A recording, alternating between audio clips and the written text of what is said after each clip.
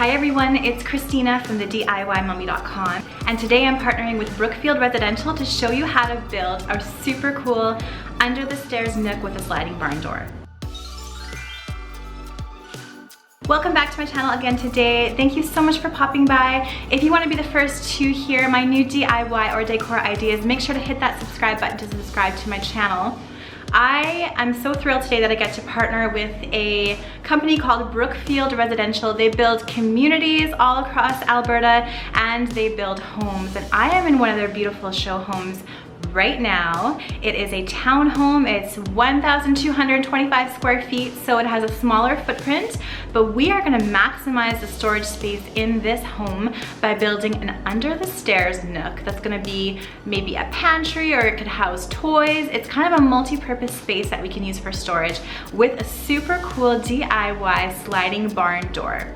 I think when you have a smaller home, you need to use every single nook and cranny to its biggest potential.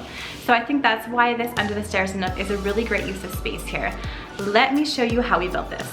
So this townhome has a really large under the stairs nook under the stairway going from the main floor to the upstairs. So we wanted to maximize the space and make it into a place where we could store pretty much anything. So this could act as a second pantry. This could act as a place to store toys. It could act as a place to store craft supplies. So pretty much anything that you want to store. It has 3 rows of shelves on one side and 2 on the other, plus it has this really great sliding barn door, which I think matches the kind of modern rustic look of the rest of this room. To begin this space, what we did is we decided that the barn door was going to slide to the shorter side of our stairwell, so we wanted to cover that front bottom part with some extra wood. So we picked up some alder hardwood from one of our favorite lumber stores, and it was relatively inexpensive, and we cut some of that down to fit the smaller side of the nook. Next, we cut some other pieces to make a DIY barn door. So we made sure that the height of the barn door would be able to slide from side to side underneath our stairs.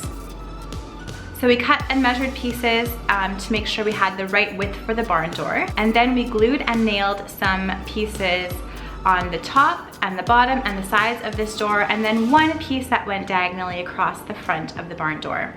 In retrospect, I wish we would have stained all of our pieces of the barn door before we put them together so that we would have got those insides, but I ended up staining it afterwards and using just a really small brush to get into those nooks and crannies of the door. I stained it this beautiful dark walnut color because I think that really matched the rest of the space. This home is kind of a modern rustic style. It has some walnut tones and some dark wood tones in it already. And then I just used a regular kitchen cupboard pull on the front of the door so you can pull it back and forth. We found this barn door hardware at our local home improvement store. It kind of has that nice rustic look to it as well. And then we installed that on the top of the nook. There was no studs in the right spots for this hardware, so we mounted it to an extra piece of this hard alder wood, and then we screwed that wood into the studs of our understairs nook.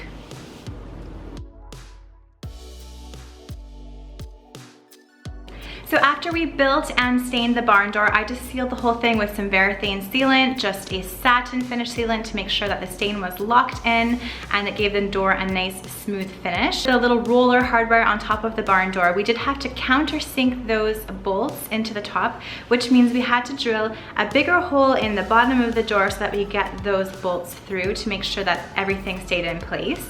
I am really thankful that my husband helped me with some of this. He helped me with the table saw and driving the tools on site because I usually DIY with the power tools at home. So he was able to bring his trailer out to this beautiful Brookfield show home, and we were able to do lots of this on site and then some of it at home as well. So after the barn door was finished and sealed and we have the hardware installed on top, I just brought it to site and popped it up on the rail that we installed earlier over this under the stairs nook.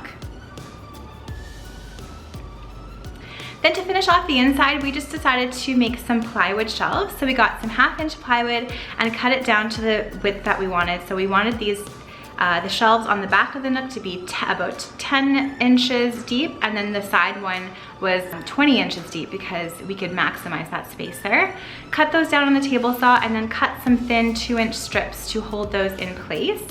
Then we made sure those thin strips were level on the interior of this nook where we wanted them. We used a level and a pencil and a ruler to draw these lines in. And then we installed them with some screws and just made sure that all of the wood was in the studs. So we put these brackets along the bottom of where I marked it earlier, and then we cut some plywood shelves. So we have some narrower ones here and then a nice deep one here, and this will be covered by our wood that we cut right over there. After that, I made sure to paint the tops. We just did a white paint and to match the rest of the interior of the home. And then I added some baskets for even more storage and a little railing and a tub system on one of the sides of the nook to add even more storage, so you could pop anything in there that you'd want as well.